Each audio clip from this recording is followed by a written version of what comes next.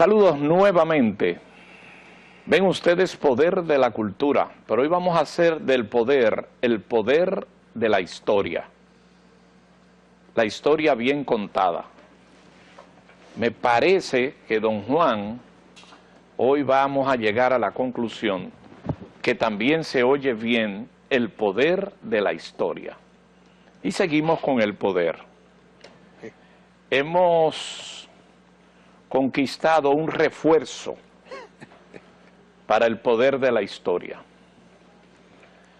Nosotros tenemos un cuarto bate, pero ese cuarto bate está muy ocupado por funciones, que es Juan Daniel Balcácer. Y no es que tenemos, es que tenemos dos cuarto bates en el staff del poder de la tarde. Y estamos formalizando ya con el poder de la historia, con el doctor Julio Manuel Rodríguez Grullón. Y es la segunda ocasión que va a estar con nosotros. El doctor Rodríguez Grullón es miembro del Instituto Duartiano de la República Dominicana. La palabra ortodoxo no siempre es bien comprendida. Y yo puedo decir que el doctor Rodríguez Grullón, en un ejercicio muy comprensivo de la palabra ortodoxo, es un ortodoxo de la historia dominicana, usada en el siguiente término, que se cuente correctamente. Porque la historia dominicana, como vamos a ver hoy, tiene unos disleids, o tiene unos saltos, o tiene unas inobservancias que no tienen explicación.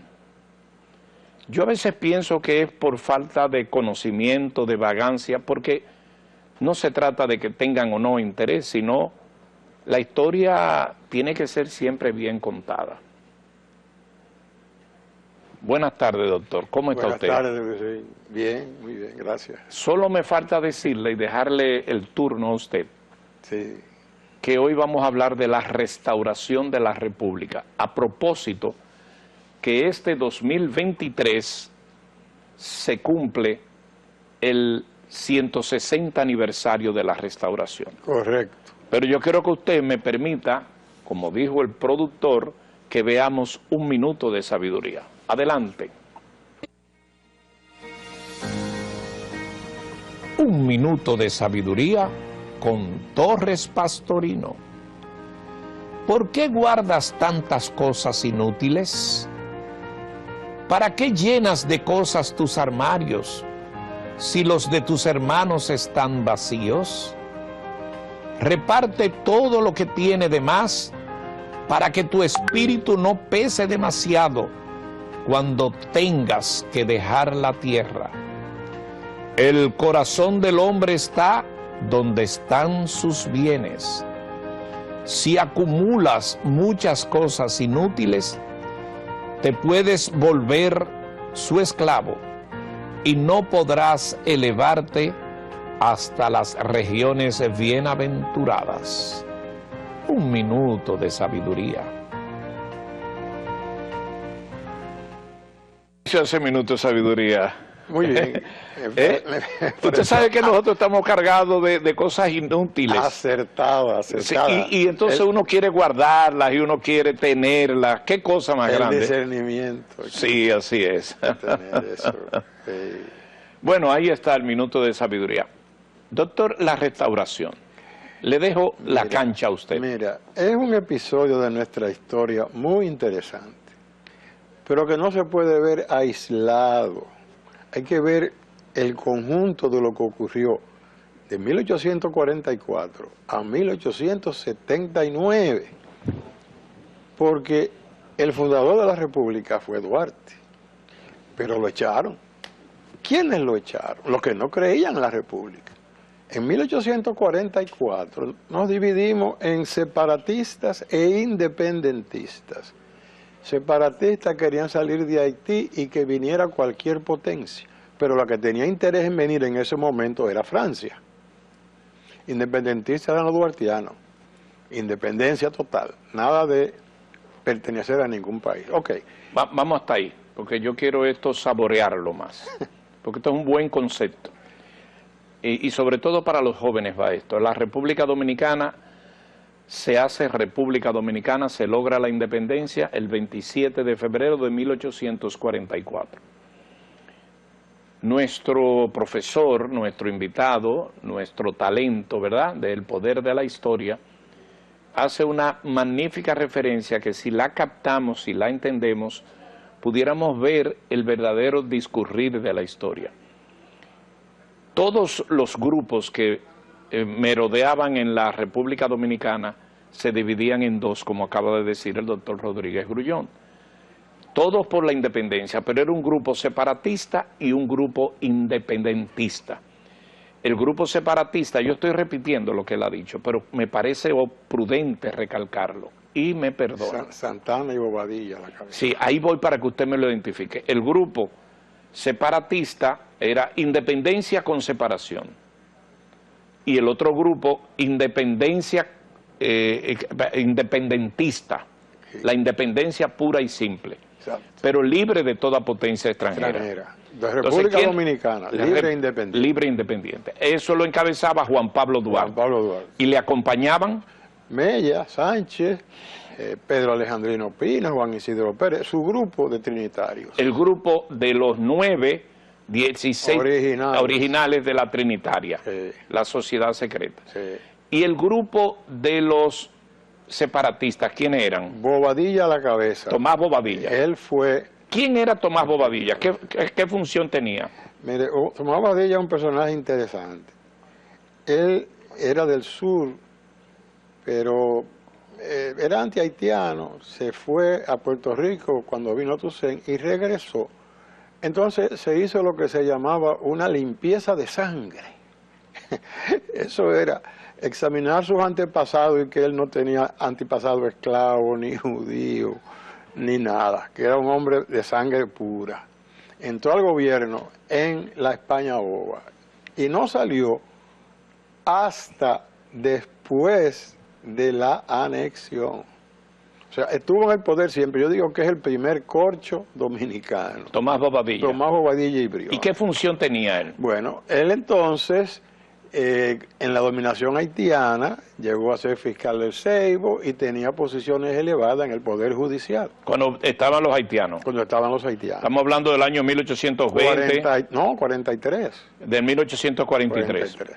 Entonces, o sea, dominando los haitianos, Tomás Bobadilla era un personaje del gobierno de haitiano, los haitianos, sí, que estaba dominado por... el gobernador que tenían los haitianos, que era que había luchado junto con él para tumbar al dictador haitiano que tuvo mucho tiempo, Boyer. Entonces vino Desgrot a gobernar. Desgrot. Desgrot era el gobernador haitiano y Bobadilla era su socio. Estaba conectado con Desgrot. Pero Bobadilla no estaba mucho en el este del país. Sí, él estuvo de fiscal un tiempo y se hizo amigo con los Santana y se lo conquistó. Muy bien, entonces estamos hablando de Tomás Bobadilla, sí, que a la sazón, en el 1843, Tomás Bobadilla trabajaba con los haitianos. Pero estaba en la isla nuestra, en la parte nuestra. Estaba en Santo Domingo. Él estaba en Santo Domingo, sí, sí, y estaba organizando un complot para eliminar a los haitianos, pero para atraer a los franceses. Bueno, no me llegamos hasta ahí. ¿Quién más acompañaba a Bobadilla en ese team, en ese grupo? Tenía un equipo caminero, sí, los mellizos Santana. Sí. Los mellizos eran Pedro y Ramón Santana. Que estaban en el este, pero eran del grupo de él. ¿Quién era más jefe de todos ellos? Bobadilla. ¿Bobadilla era más jefe que Pedro Santana? Sí, en esa época, al comienzo sí. Santana se hace presidente después. Pero al que trae a Santana... Qué corto estoy yo en la historia. El que trae a Santana del este, Bobadilla. Y su mellizo Ramón, que era realmente el intelectual. Porque los mellizos, Santana manejaba los peones de la finca. Y el intelectual era Ramón. Y con quien se entrevistó Duarte fue con Ramón, no con Pedro.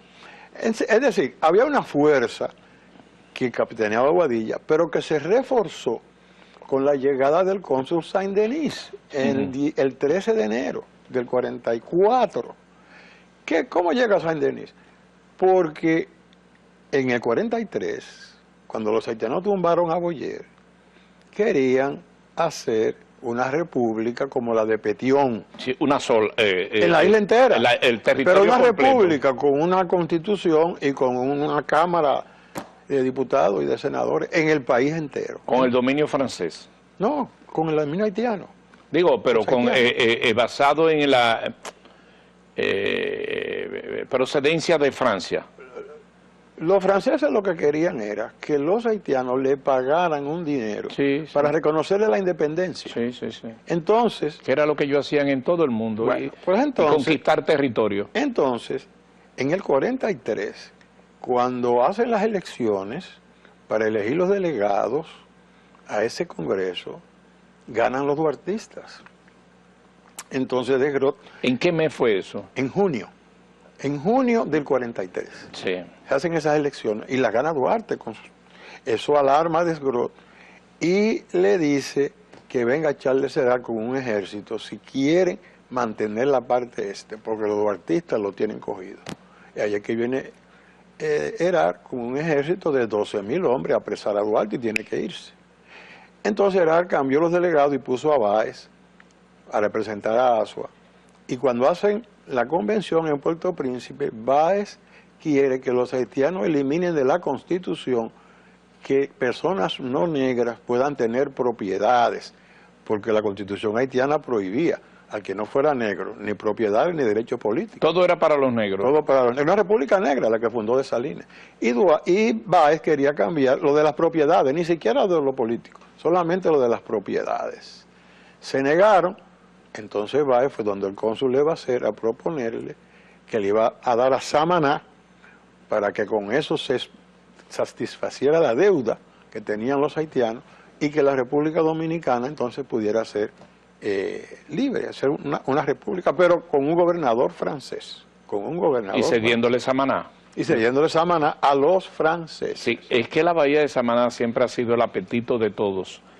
La bahía de Samaná, de todos los invasores, fue lo más llamativo. Todo el tiempo, hasta el 1898. Así es. Lili se lo ofreció a los americanos 30 Entonces, veces. estamos en el poder de la historia, repasando. Estamos en el 1844.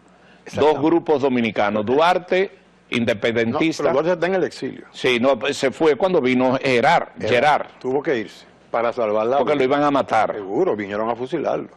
Entonces, fíjate bien. Duarte se va a Curazao. Y después Venezuela. Bueno, estuvo en Saint Thomas, Venezuela, pero se radicó en Curazao. En Curazao. ¿Dónde estaba en Curazao? Que por ahí anda el lugar donde él se quedó, en Curazao. Sí, está identificado. Sí, hay 20% de la población en Curazao es dominicana. Sí. Hay mucha presencia dominicana. Correcto. En Curazao. Pero volviendo a lo nuestro, mira, entonces, en enero, que llega Saint-Denis, a eso se refuerzan los separatistas, porque Vino se puso del lado de Bobadilla. Por eso es que Mella y Sánchez deciden apresurar la cosa. Y se da entonces lo del 27 de febrero. Y mandan a buscar a Duarte, que llega y se opone a que le den Samaná a los franceses. Se opone Duarte.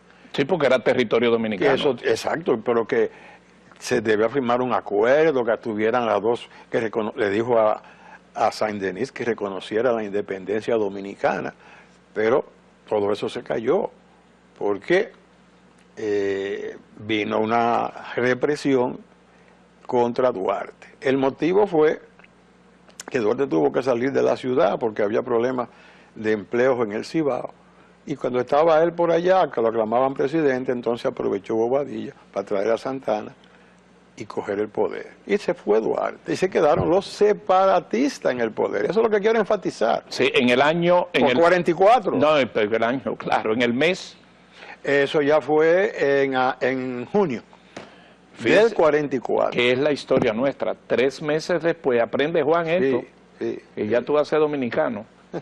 3 meses después de nuestra independencia ya estábamos con un revolú, que es lo que uno no entiende. Bueno. O sea, ya 3 meses después estábamos con Santana en el poder. En el poder, Y entonces Duarte, pero con enviado al exilio. pretensiones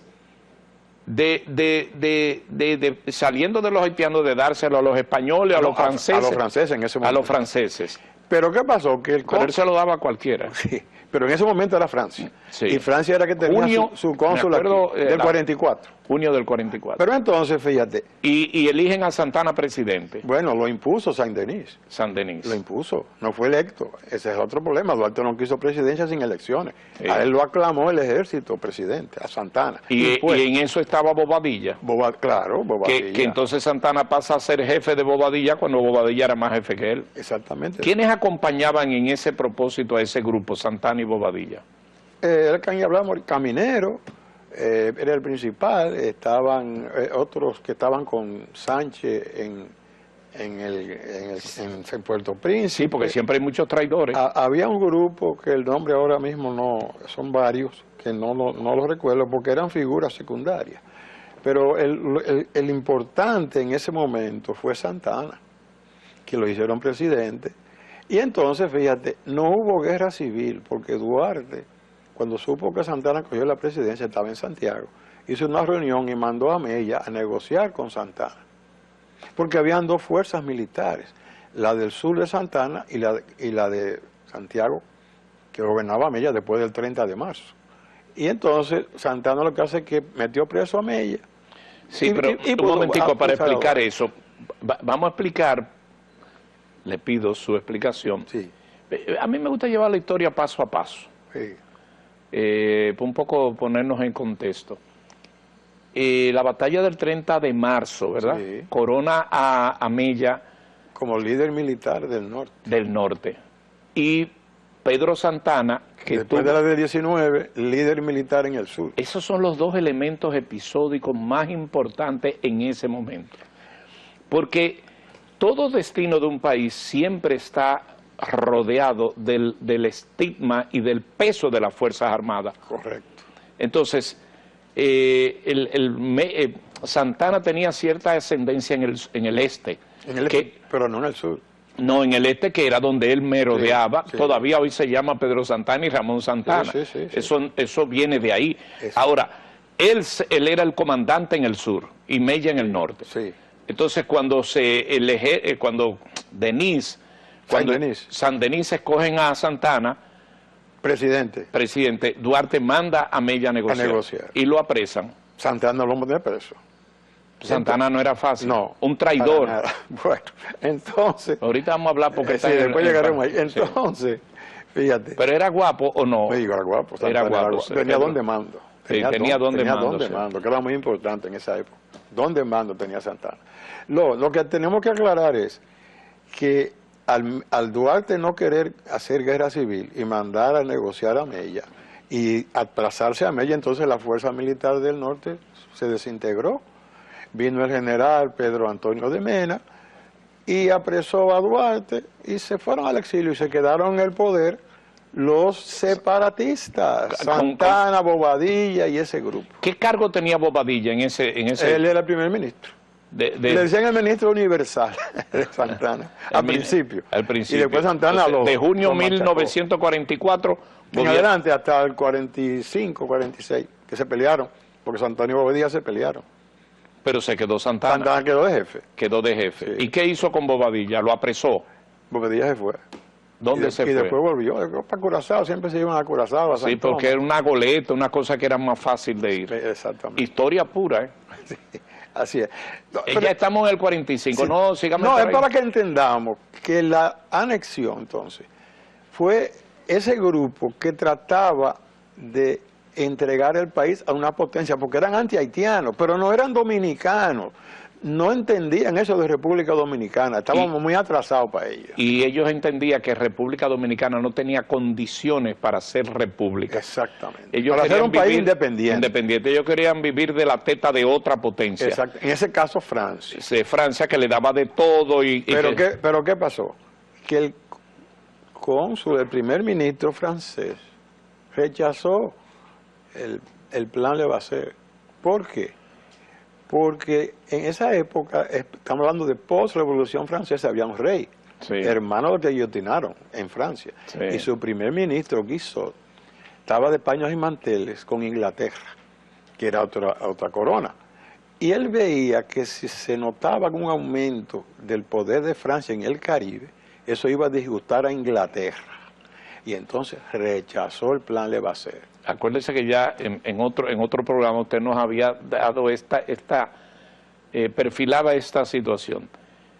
Aconteció que la situación en Francia con el cambio de poder hizo que no fuera ya de tanto interés este territorio para el gobierno de Francia de ese momento y pasmó el tipo de relaciones. ¿Puede decirse así? Sí, así mismo.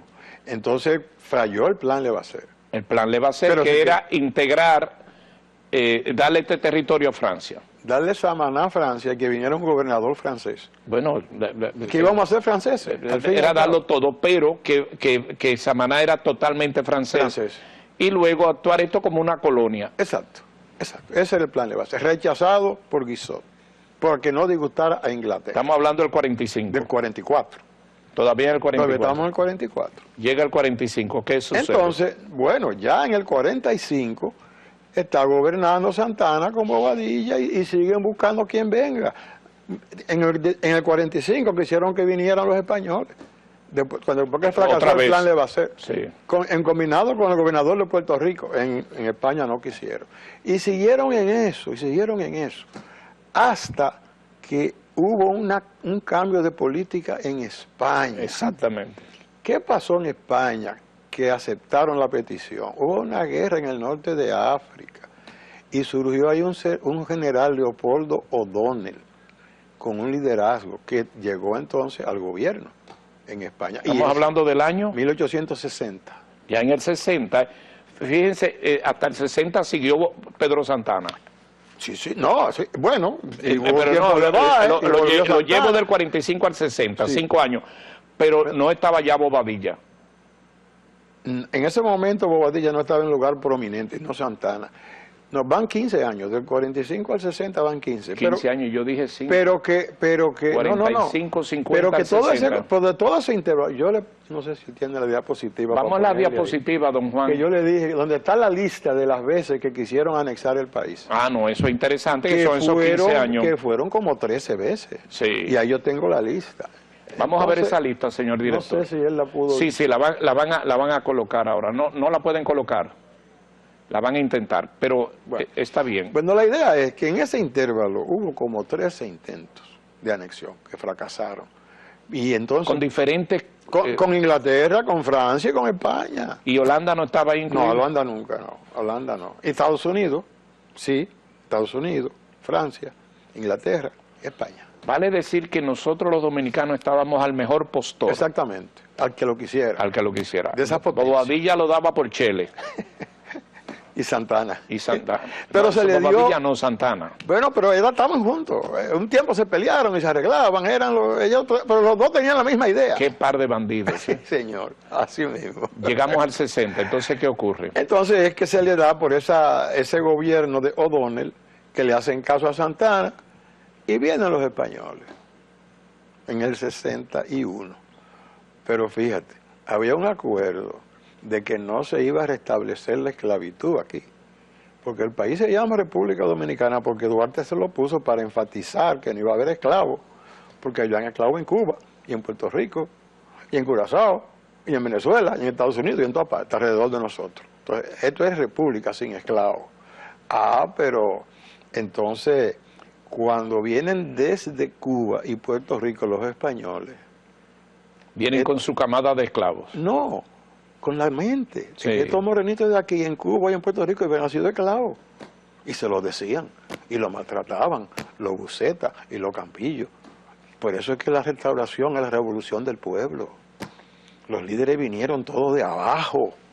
Eran analfabetos muchos de ellos, pero venían de abajo, irritados contra los españoles por el maltrato que le daban. Vamos a poner, para un poco más que edificar, comentar, la restauración. ¿Los españoles entran en qué mes del 61? En abril. En abril. Sí, abril del 61. Abril del 61 se firma el acuerdo y pasamos a llegar las tropas españolas de Cuba. Y de firmado por el Por presidente Pedro Santana. Que Marqués de la Carrera. El Marqués de la reina Carrera. le dio su título. Le dio su título y él era un marqués. ¿Qué le salía a Pedro Pero Santana? se peleó con los españoles, Santana también. Sí, ¿qué le ¿sabes? salía a Pedro Santana a hacer eso? ¿Le tocaba algo, tierra, posesión, dinero, qué? Bueno, ¿Título o lujo? De inicio era el gobernador, le dieron su título de marqués, una pensión vitalicia de dinero, creo que eran 500,000 en esa época, un dineral. Ah, mira, la lista parece que salió. Sí, sí, la lista está ahí. Estaba Santana entonces de inicio muy bien con los españoles, pero él se peleó con los españoles también. Ahí está cómo se intentó en febrero del 46, todo eso está ahí, Inglaterra, Francia, España, Estados Unidos. Todos los intentos, sí. En el 50. Sí.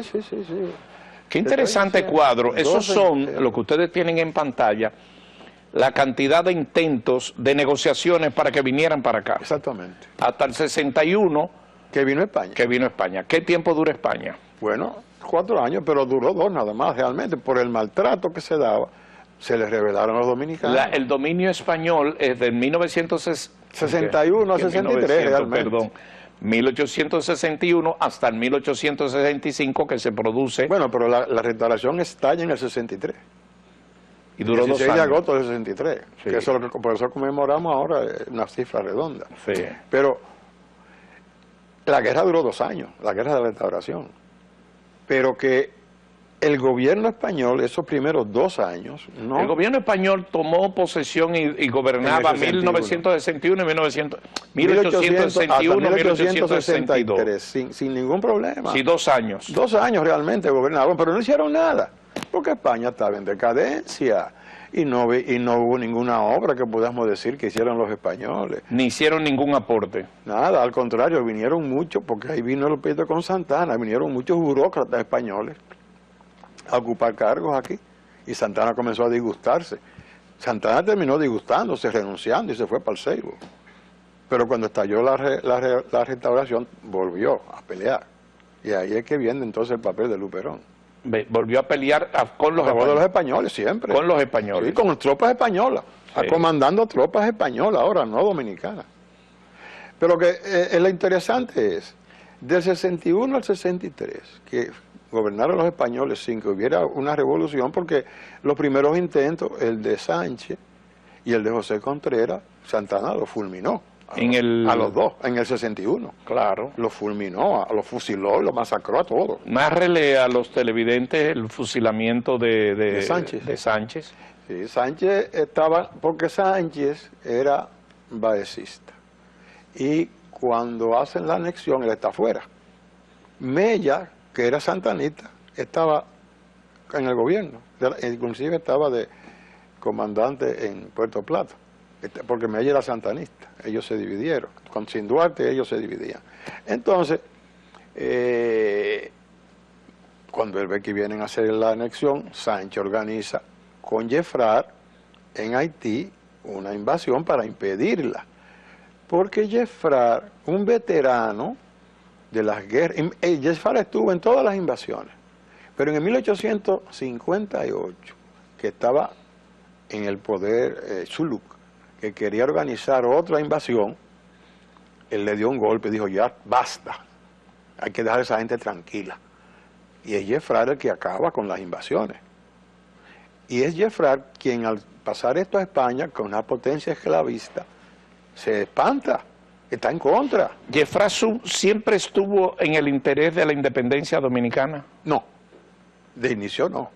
Él era siempre miembro de los ejércitos invasores.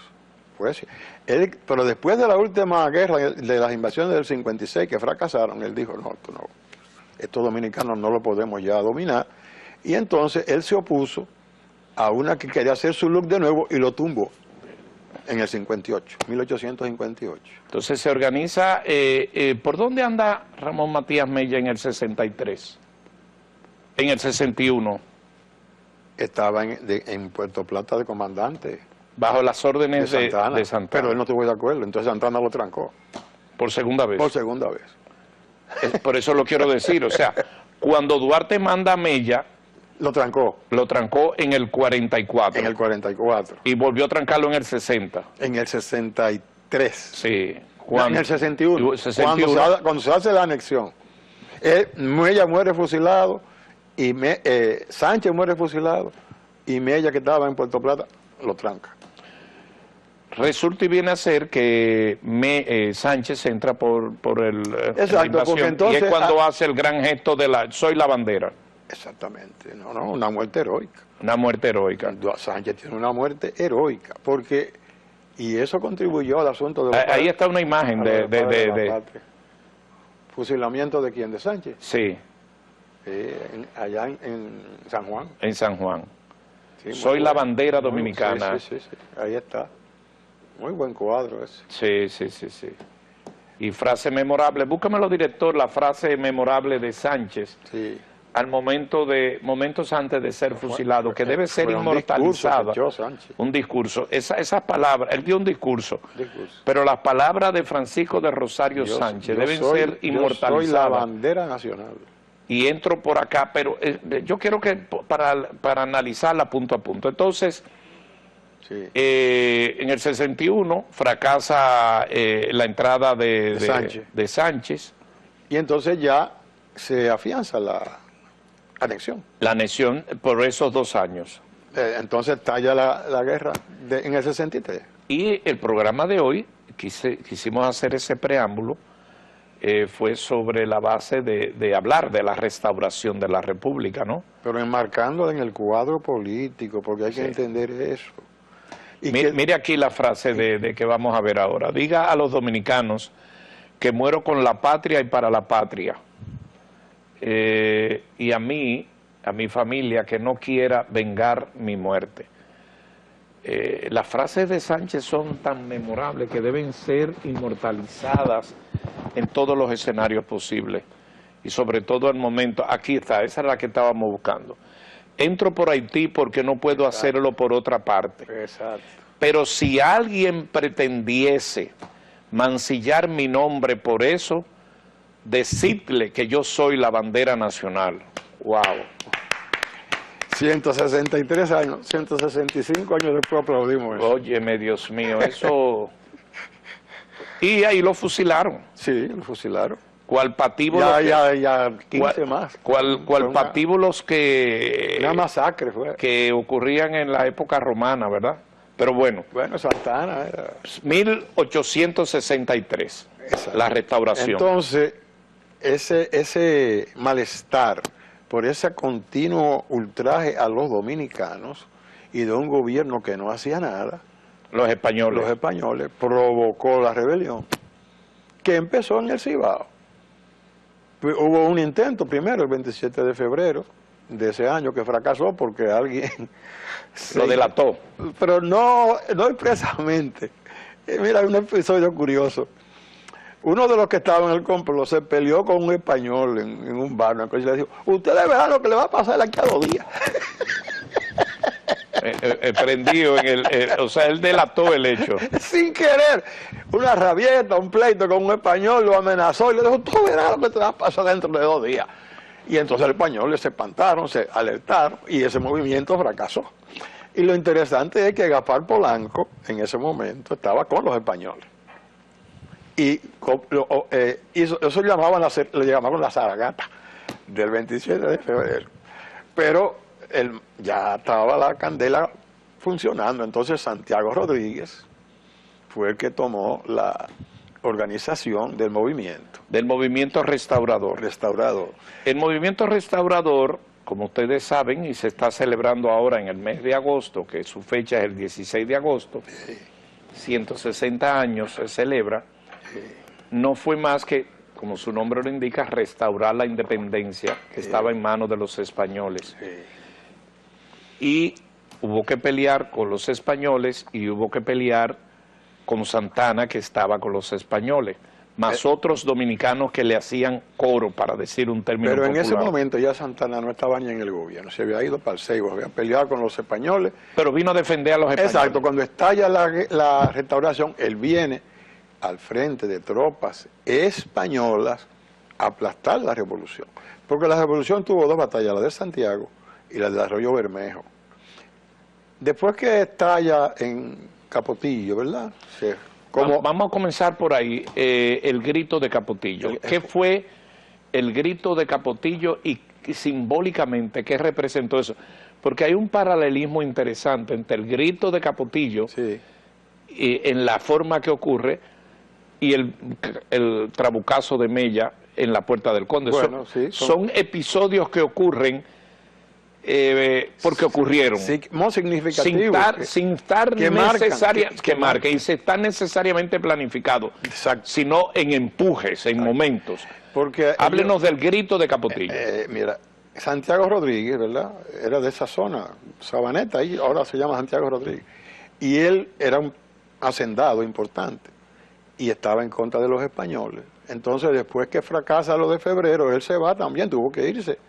Pero ya en el lado haitiano, ellos estaban protegidos por Jeffrard, quien le facilitó armas y cosas. Entonces se hizo un grupo que el 15 de agosto se juntó en un cerro del lado haitiano. Y cuando amaneció el 16, entonces cruzaron al Capotillo dominicano y dieron el grito. Y nos volaron una bandera que había hecho Humberto Marzán la noche antes. Y comenzó entonces la guerra de restauración. De restauración, que vienen de Capotillo para acá. Para acá. Se riega por toda la línea. En Guayubín hay un encuentro inicial importante. Machete en mano. Y rifle, y piedra, y garrote, y de todo. Venían la fuerza de soldados y ciudadanos dominicanos que venían a recuperar el territorio. Llegaron hasta Santiago. Sí, pero Santiago Rodríguez se quedó en Sabaneta. No siguió. Él no llegó a Santiago. Él, cuando puso la bandera dominicana en su Sabaneta, ya se sintió satisfecho y no siguió. El que digamos, está tomando el mando es Gaspar Polanco. Gaspar Polanco. Él se hace el jefe más importante en ese momento, y cuando están en Santiago, entonces que aparece Luperón, que había estado en la Zaragata y se había tenido que esconder, estaba por La Vega, pero cuando estalla el movimiento viene y se une en Santiago. Y Luperón, que es la espada, como le llaman, que muchos consideran que debe de ser, ahí está el monumento que hoy existe, donde se dio el grito de Capotillo, como ven ustedes en el 1863. Ese movimiento lo hizo Jorge Blanco. Sí, ese monumento. Una gran obra que hizo. Y ese día se hizo un acto que era ministro de Cultura Tony Raful y fue la Sinfónica y tocó ese día. Sí. Eso fue un día inolvidable para eso. Un monumento que hacía falta. Sí, así es. ¿O no? No era, Tony Raful fue ministro de Cultura cuando Hipólito, y fueron y llevaron un acto ahí cuando Hipólito Mejía, quiero decir. Entonces, estamos en Santiago todavía, pero en Santiago no, ahí es que se va a dar la primera batalla grande. Porque Buceta, que lo habían perseguido, se había escapado, estaba en Santiago, y se hizo fuerte en la fortaleza San Luis. Y entonces vinieron los dominicanos, 6.000 dominicanos reunió Gaspar Polanco, y los españoles no eran tantos, pero estaban mejor armados. Bien armados. Y era un ejército regular. ¿Qué tiempo duró esa batalla? Esa duró 4 o 5 días, porque los dominicanos no podían cogerla. Lo más... Y el punto de inflexión era en la fortaleza San Luis. San Luis. Pero lo interesante es que apareció un americano... La fortaleza San Luis, que está en Santiago. Ahí está todavía. Apareció un americano Lancaster con un cañón. Y ese era el que más daño le hacía a los españoles, tirándole cañonazos. ¿Y dónde estaba ese americano? No sabemos. ¿Y de dónde apareció en ese momento? ¿Y de dónde sacó ese cañón? Bueno, los patriotas tenían ese cañón, pero no tenían bien quién lo manejara, porque ellos no eran... pero ese tipo sí sabía. ¿Y Lancaster le hizo daño a los españoles? El que más daño le hizo, con su cañonazo. Y con eso se mandaban para atrás. Con eso tuvieron que salir, pero entonces vino una fuerza de Puerto Plata que mandaba Capa, un español. Y Gaspar Polanco, para impedir que se juntaran la fuerza de Capa y la de Buceta, incendió a Santiago. Esa es la causa del gran incendio de Santiago.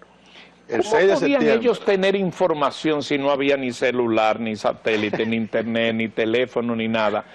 ¿Cómo puede llegar Gaspar Polanco a la idea de que viene Eran corredores, eran, que Capa y Buceta, eran mensajeros que iban a caballo. Mensajeros, que duraban 2 y 3 días. Bueno, de Santiago a Puerto Plata no, duraban menos. No, pero en caballo. No paraban. No paraban. Llegaban en un día. En un día. Y mantenían en informe continuo. Está por aquí, vienen por allá.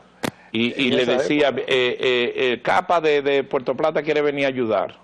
Vino con una fuerza. Pero entonces, como no, ese incendio impidió, se quedó en la iglesia, Capa. Entonces, Capa era español. Sí. Entonces se habla de un armisticio para que los españoles se vayan de San Luis, de la fortaleza, y se vayan con Capa para Puerto Plata. Pero no se ponían de acuerdo. ¿Y cómo tú te crees que Buceta se escapó? Los dominicanos discutiendo, Buceta se fue, se le fue, y se juntó con Capa y se fue para Puerto Plata. Y entonces, cuando vinieron a darse cuenta para atrás, ya Buceta se había ido. Se había ido, y entonces Polanco le cayó atrás, y lo hostilizó y le mató a mucha gente en todo el camino. Pero mientras Polanco estaba en eso, Salcedo aprovechó, hizo una reunión y se proclamó presidente. Pepillo Salcedo. Y Luperón se opuso porque dijo que Capa Polanco no estaba ahí, que debía estar, porque en ese momento era el líder militar. Un momento, porque esa parte de la historia nosotros no la referimos bien, porque fue un lío entre nosotros, entre los líderes dominicanos, que siempre no nos ponemos de acuerdo. Eso sí, Gaspar Polanco, que a su vez fue el que cogió el comando cuando Santiago Rodríguez se queda en Sabaneta, viene, echa el pleito, después que se junta Luperón, y le cae atrás a Buceta y a Capa para no dejarlo instalar en Puerto Plata. Puerto Plata lo persiguió. Y que se vayan por ahí. Pero no se fueron, se hicieron fuertes en la fortaleza San Felipe. En Puerto Plata. Y los rodeó. Estaban ahí, aislados. ¿Y qué hizo Gaspar Polanco con ellos? No pudo hacer nada, no los atrapó. Ellos se quedaron en el fuerte. Ellos se quedaron en la fortaleza. ¿Y cómo salen ellos de ahí? No, al final de la guerra ya. Ellos no pudieron ya juntarse más. Ellos se quedaron en Puerto Plata hasta el final de la guerra. Y después vino hasta Montecristi y vino la Gándara. Pero no estamos adelantando. Mira, entonces, es que la emoción que me adelanta. Santana se pone en marcha. Santana, que está en el Seibo, que está peleado con los españoles, pero ahora se arregla. Y viene con un ejército a aplastar la revolución. Y ahí es que surge la figura de Luperón. Lo encargan de enfrentar a Santana. Pero no le dan ejército. Usted haga un ejército y enfrente a Santana. Y en menos de 15 ¿Quién le dice eso? Salcedo. Pepillo Salcedo, que era el presidente. Sí, el gobierno, ¿no? Y estaba rodeado. Pero Pepillo Salcedo... Y ya estaba rodeado de personalidades. Tengo entendido que Pepillo Salcedo estaba en Santiago con el gobierno, ¿o no? ¿Era el presidente? Sí, pero estaba en Santiago. Sí. Y entonces él se hizo acompañar de unos ilustres dominicanos, Pedro Francisco Bonó, vinieron Filomeno Rojas, para allá, o sea, había un grupo ya de ciudadanos. ¿Y qué hizo Gaspar Polanco cuando vio que Pepillo Salcedo era el presidente? Se puso furioso, pero él se quedó por Puerto Plata atacando, impidiendo que viniera Capa otra vez. O sea, Polanco estaba para Puerto Plata. Entonces, para enfrentar a Santana fue que seleccionaron a Luperón, que había dado demostraciones. Que lo seleccionó Pepillo Salcedo. Pepillo Salcedo, que había dado demostraciones en el ataque a Santiago de tener mucho mando y mucho coraje, pero no le dieron recursos ni nada. Ahora Luperón exigió una cosa, un decreto que Santana podía ser fusilado, hizo facto donde quiera que se encontrara, sin juzgarlo ni nada, fusilado. Y con ese decreto fue que él consiguió ayuda para formar una fuerza militar, vamos a decirlo así, para enfrentar a Santana. Y el enfrentamiento se dio en el Arroyo Bermejo, a finales del 30 de septiembre. Del año 1800... Del 63. Sí. 3 semanas, casi 4 después de la batalla de Santiago, y Luperón detiene a Santana. No puede entrar por el sillón de la viuda, se tuvo que quedar en Guanuma, que era un sitio malo, con muchas enfermedades, y comenzó a enfermarse la tropa. O sea que ese es un mérito de Luperón, esa batalla del Arroyo Bermejo. Ya de ahí en adelante, la restauración fue una guerra de guerrillas, porque entonces vino Mella. Mella, ¿verdad? Habíamos quedado que lo había apresado Santana. Lo tenían preso. Lo tenía preso, pero vino un decreto, una amnistía, de la reina Isabel II, que liberaran a todos los dominicanos que se habían opuesto. Que dice que Mella sale y se va del país. Y cuando estalla la revolución en Santiago, ahí, después de la batalla de Rayo Bermejo, ahí mismo viene Mella. Y entonces, Mella es el que ahora dirige militarmente y hace un manual de guerra de guerrilla, muy interesante. Porque ya de ahí en adelante la guerra de la Restauración fue una guerra de guerrilla. ¿Qué papel y Mella hizo el Luperón manual para eso? cuando Luperón detiene a Santana, le gana? ¿Qué hace Luperón? Bueno, después lo traen y lo mandan al sur. A Luperón. A Luperón, pero entonces ahí chocó con Pedro Florentino, que era... El sur, la Restauración tuvo problemas en el sur, por Pedro Florentino, que era el militar de mayor, digamos, jerarquía, y era un hombre que con los dominicanos, que en ese momento no estaban a favor de la Restauración, era cruel, le quitaba las propiedades, lo maltrataba. A diferencia de Luperón, que trataba de convencerlos, él no, él lo masacraba. Y entonces eso trajo mucho disgusto en el sur. Y por eso es que yo creo que Máximo Gómez, porque esa es otra cosa que hay que tocar, Máximo Gómez no estaba con los restauradores, estaba con los españoles en Baní. Y defendió a Baní de Pedro Florentino, exitosamente. No pudo quemar a Baní ni asaltarlo, Pedro Florentino. Pero era de España. Bueno, estaba a favor de los españoles. Defendió a Baní de Pedro Florentino. Y se metió en el ejército español. Capitán era Máximo Sí, hay Gómez. muchas personas que no, dominicanos, que no están de acuerdo con las loas a Máximo Gómez, un hombre de mi pueblo, por su condición españolista. Bueno, Baní era españolista. Por eso somos medio blancos. Mire, vamos a ir a una pausa para regresar y quiero que el director nos coloque el teléfono si usted tiene alguna inquietud, alguna pregunta, alguna observación a nuestro invitado en el poder de la historia, que es el doctor Julio Manuel Rodríguez Grullón. Él es miembro del Instituto Duartiano y lo hemos incorporado a nuestro staff para hacer del poder de la historia un segmento de este serial de programas de lunes a viernes. ¿Qué les parece? Vamos a la pausa y regresamos en breve. Bien, el poder de la historia, en este día del poder de la cultura, el doctor Julio Manuel Rodríguez Grullón. Si el señor director nos coloca el teléfono, será muy oportuno para nosotros poder que ustedes nos deparen sus llamadas, observaciones sobre este interesante tema de la restauración de la República. Ya hemos llegado al año 1865, que como ustedes saben, este 16 de agosto se han cumplido 160 años. Los detalles de la particularidad, estamos en el poder con Pepillo Salcedo. Sí. Tenemos en el sur, como usted bien había detallado, a Luperón. Bueno, no, Pedro Florentino. Pedro Florentino. Después vino José María Cabral. Sí, pero estuvo, ¿qué papel jugaba en ese periodo entonces, después que derrotó a Santana, que no lo fusiló, pero le ganó Luperón a Santana? Luperón detuvo a Santana en Arroyo Bermejo. Sí. Y Santana se estableció en Guanuma. Pero era un sitio mal, y las tropas comenzaron a enfermarse. Entonces los españoles quitaron a Santana del mando. Y lo iban a mandar porque Santana se llevaba mal con los gobernadores. La Gándara, el último gobernador español, lo iba a mandar preso a Cuba. Y murió en Santo Domingo estando preso. Algunos dicen que se suicidó, pero murió. Muy mal ya con los españoles y lo iban a enviar a Cuba preso, a Pedro Santana. Bueno, la guerra de restauración la tenemos ahí. ¿Qué ocurre realmente ese 1865?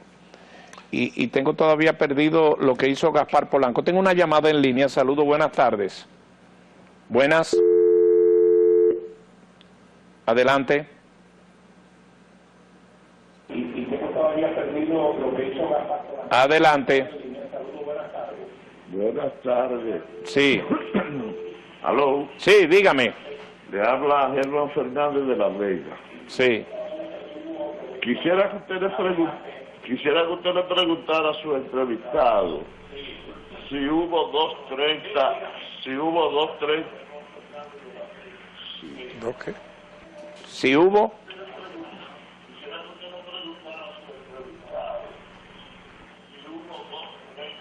Sí, ¿cuál era? 230 de marzo. 2:30. 2:30 de marzo. 2:30 de marzo en Santiago. Un 30 de marzo y un 16 de agosto. Bueno, muy bien, muchas gracias. Él lo que pregunta es si el 30 de marzo, que fue la batalla Fue en el 44. en el 44, y luego el 16 de Pero eso agosto, fue ya pero en es que el el 16 de 63. agosto no fue necesariamente en Santiago, hubo batalla en Santiago. El 6 de septiembre. Fue el 6 de septiembre, Del 63. cuando vino Gaspar Polanco, Polanco, que vino de Sabaneta, de esa zona, exacto. y fue el que peleó y fue donde se hizo la gran batalla. La gran batalla. La gran batalla de Restauración, se le pega a Luperón, pero Luperón sale de Santiago Sí. a pelear. Saludos, buenas tardes. Buenas.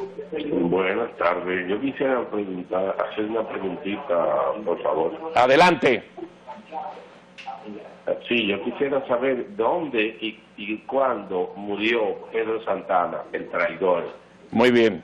Ahora mismo se lo decimos. La otra llamada, a su orden. Adelante. Buenas tardes. Buenas. Le habla el señor Abreu.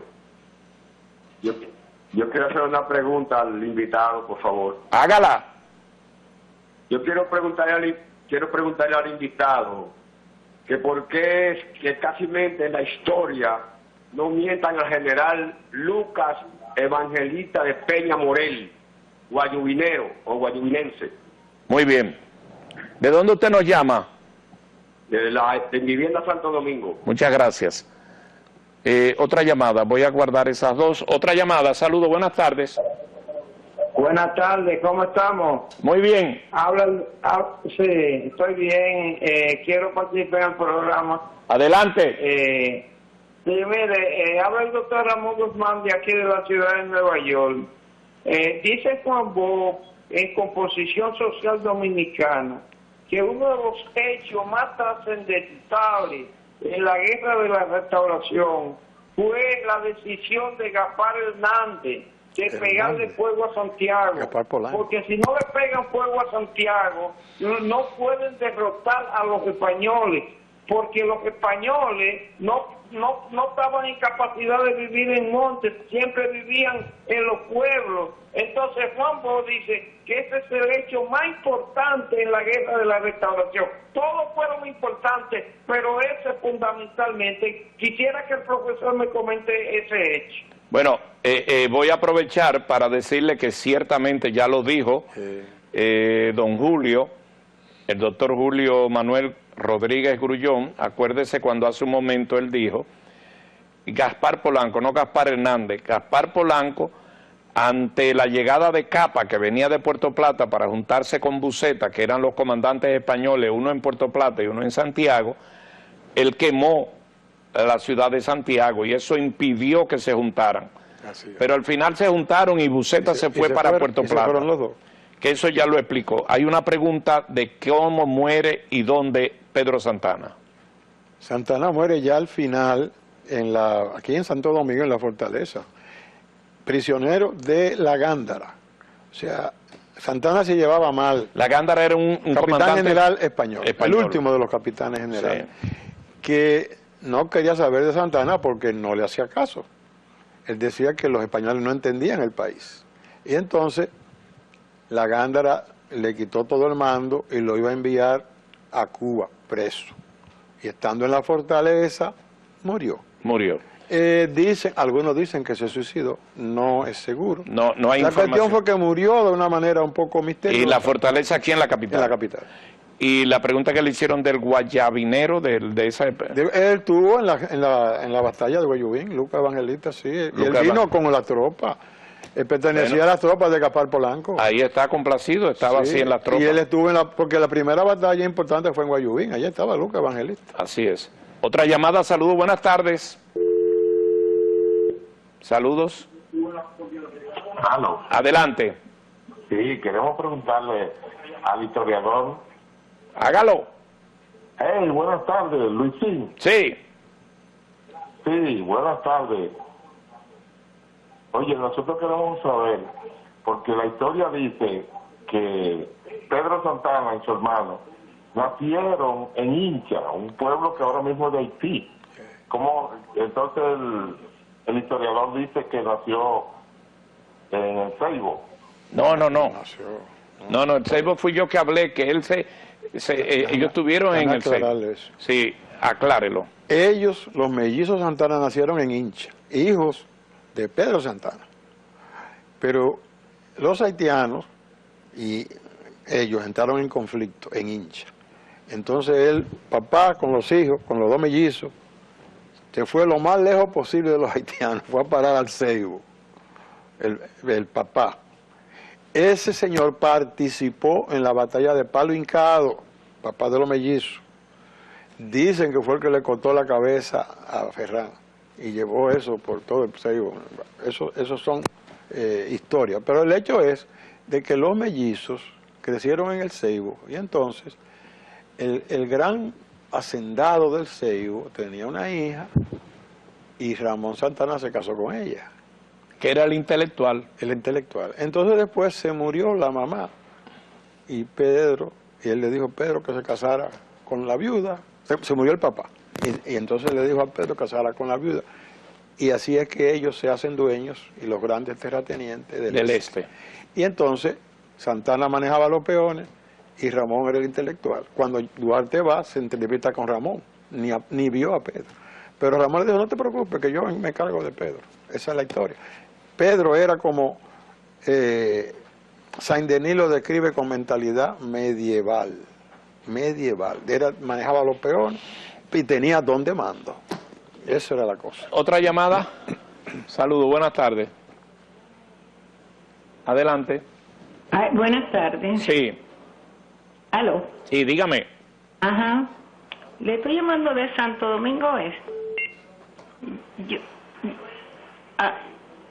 Dígame. Ajá, yo quiero saber si el Instituto Duartiano no tiene que ver con nuestra soberanía aquí en este país, porque han dejado inundar esta tierra con los vecinos. Muy bien. La otra llamada, le vamos a contestar ahora. La otra llamada, saludos, buenas tardes. Aló, mira, yo quiero saber si fue con los haitianos o con los franceses que nosotros peleamos los dominicanos. ¿De dónde? ¿Cuál es su inquietud? Que si se aliaron con los franceses, con los dominicanos. Bueno, La pregunta no está clara, pero... otra llamada más, antes la penúltima. Saludos, buenas tardes. Bien.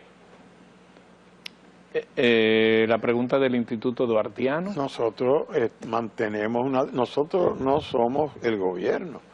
Nosotros mantenemos una campaña continua de alertar a la población sobre lo que está ocurriendo con la penetración haitiana. Nosotros decimos que a la larga eso va a traer muchos problemas en el país.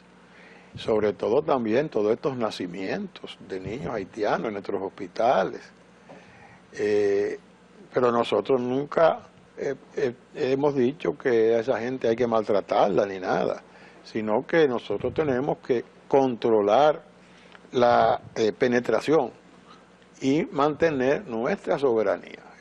Nosotros hemos hecho marchas, hemos hecho muchas actividades para alertar y para estimular a que se cree conciencia del problema que se está creando con los haitianos.